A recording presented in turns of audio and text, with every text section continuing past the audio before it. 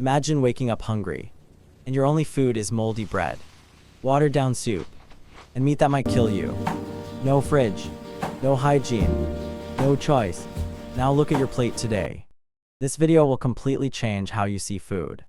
Because medieval people didn't eat for taste. They ate to survive. In medieval times, eating was never about pleasure, comfort, or choice. It was about staying alive one more day. Food was a daily struggle that shaped every hour of a person's life, especially for peasants who made up the vast majority of the population. Hunger wasn't an emergency situation, it was a constant companion. People woke up hungry, worked while hungry, and often went to sleep hungry, knowing tomorrow would be no different. Meals were not planned around taste or nutrition, but around availability. If food existed, you ate it. If it didn't, you endured. Most medieval people had access to only one or two basic foods, eaten repeatedly for months or even years. Bread was the center of life, but it wasn't the soft, fresh bread we know today. It was dark, dense, often mixed with barley, rye, or even ground peas. Sometimes it contained bits of dirt or insects from the milling process. Fresh bread was rare. Stale or moldy bread was common, and people scraped off visible mold and ate the rest because wasting food meant risking starvation. Soup or porridge, made mostly of water with a few grains or vegetables, was another daily staple. It filled the stomach temporarily but provided very little energy. Choice simply didn't exist. There were no menus, no alternatives, and no concept of personal preference. If your village had grain, you ate grain. If crops failed due to bad weather, war, or disease, there was nothing to replace them. Medieval agriculture depended heavily on the seasons, and one poor harvest could mean famine. When famine struck, food supplies vanished quickly. Families sold tools, clothes, even land just to buy a few days' worth of food. When money ran out, people ate grass, roots, tree bark, or whatever they could find to quiet their hunger. Protein was rare for ordinary people. Meat was expensive and often restricted by law. Hunting animals in forests was usually illegal for peasants, reserved for nobles. When meat was available, it was often preserved through salting or drying, which made it tough and sometimes unsafe to eat. Fresh vegetables were seasonal, and fruit was a luxury. For many, a good meal meant slightly thicker soup or a piece of bread that hadn't gone completely hard yet. Eating schedules were also shaped by survival. Many people ate only once or twice a day because food was scarce and work was exhausting. Children grew up accustomed to hunger from an early age, and malnutrition was widespread. People were shorter, weaker, and more vulnerable to disease partly because their bodies never received consistent nourishment. Hunger lowered immunity, making simple illnesses deadly. In this world, food was power. Those who controlled land controlled crops, and those who controlled crops controlled people.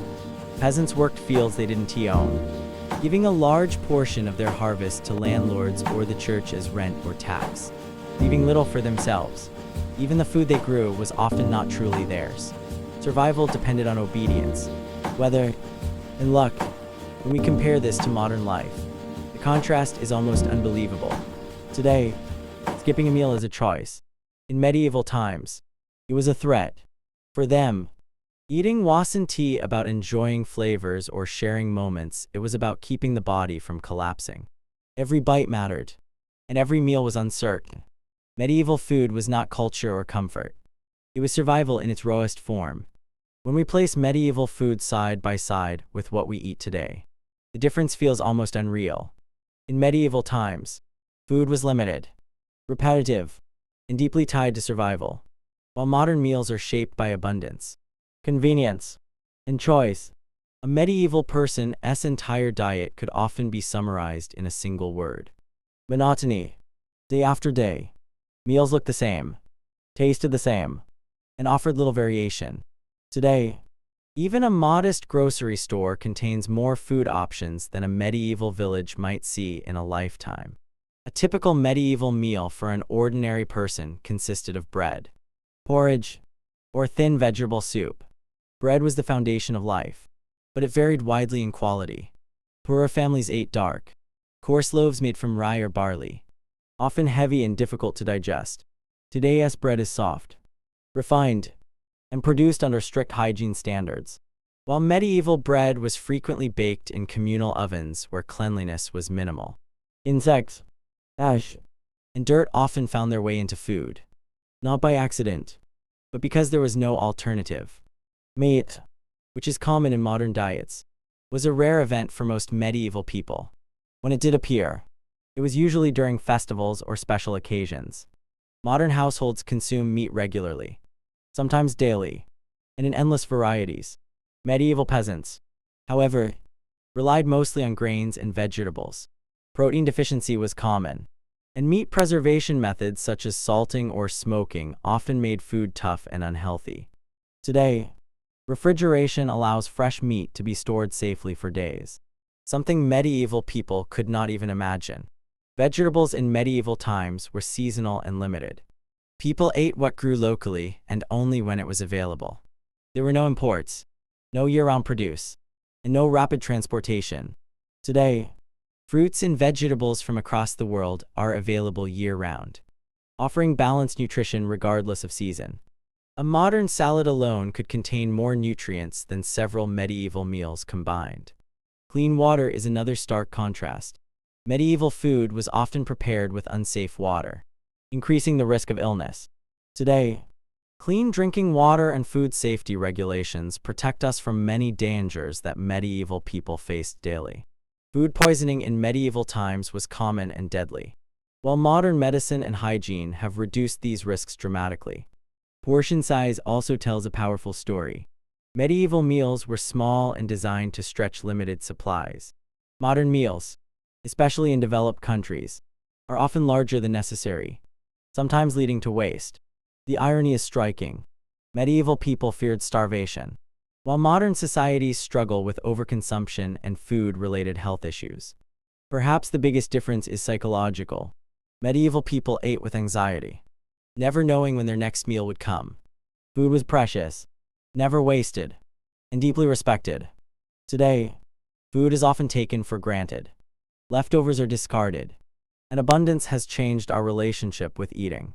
Where medieval people ate to survive, modern people eat for pleasure, comfort, and social connection.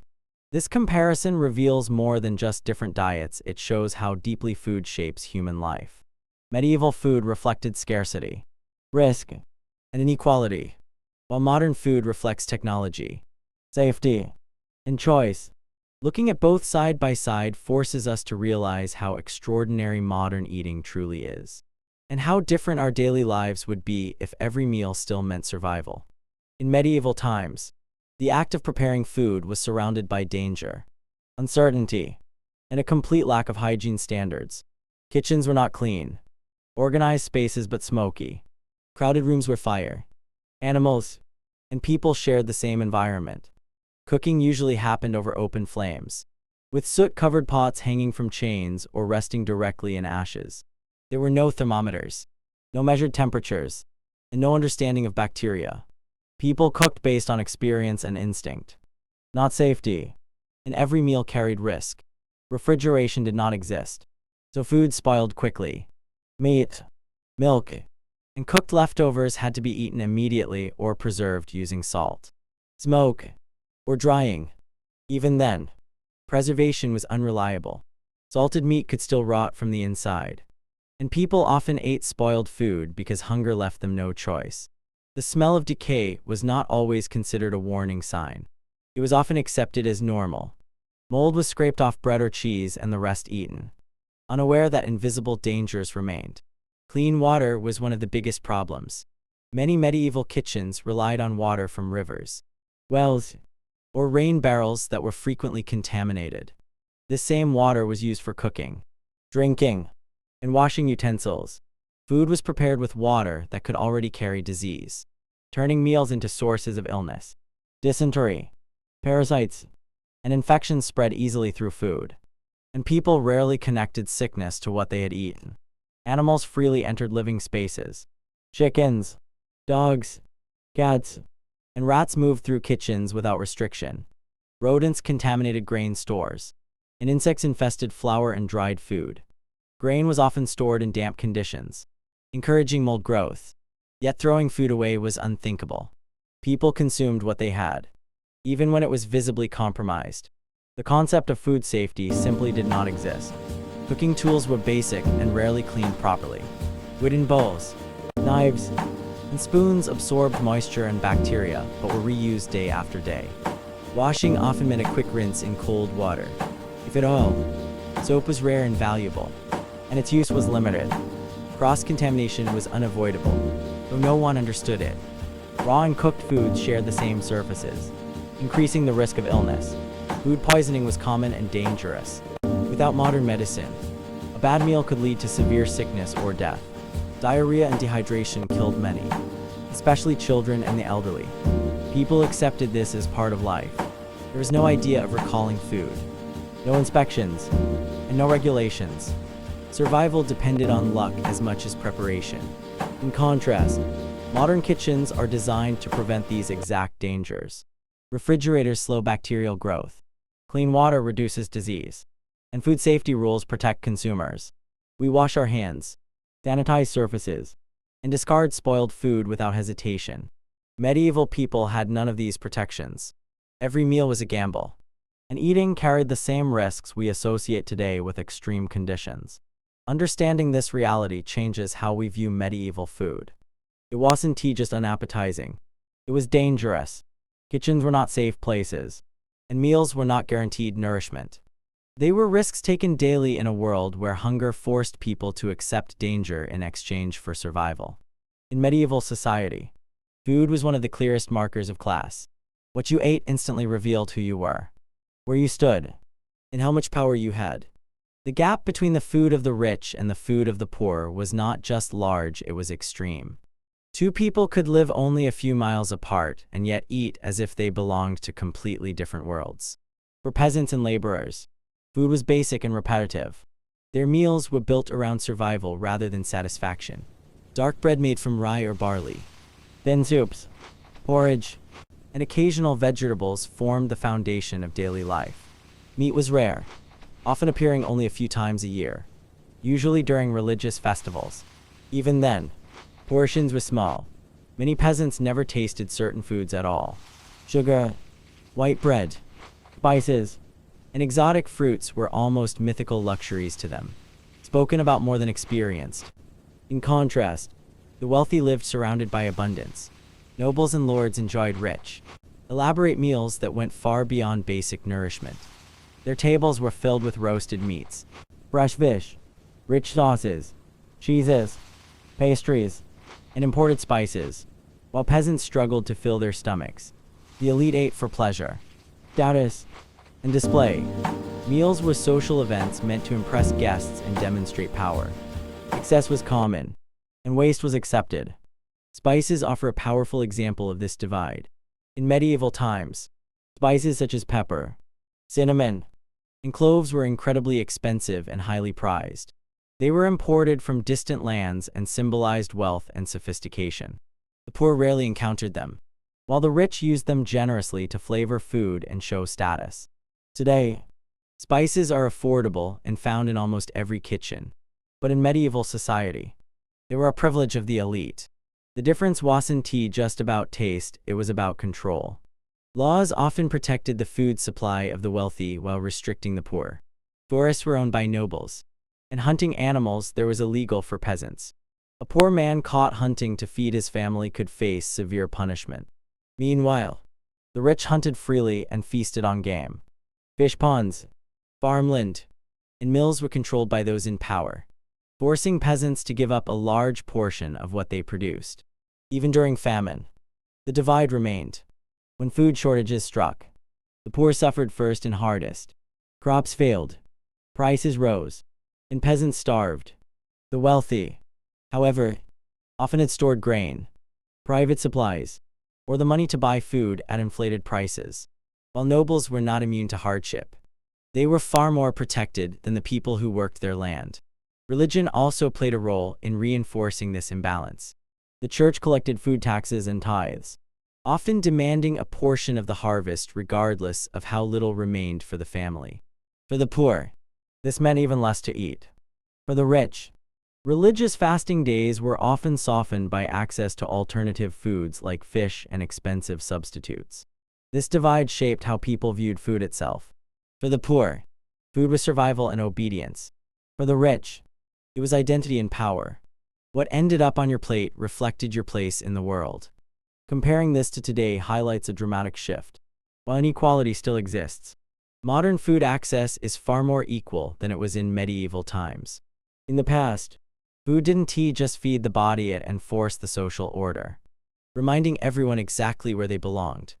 The journey from medieval food to modern meals is not just a story of changing diets, it is a story of human progress. For centuries, food was uncertain, dangerous, and deeply unequal. Then, slowly, everything began to change. Advances in farming, technology, trade, and knowledge transformed eating from a daily struggle into a source of comfort and stability. This transformation reshaped not only what people ate, but how they lived, worked, and thought about the future. One of the most important changes came through agricultural improvements.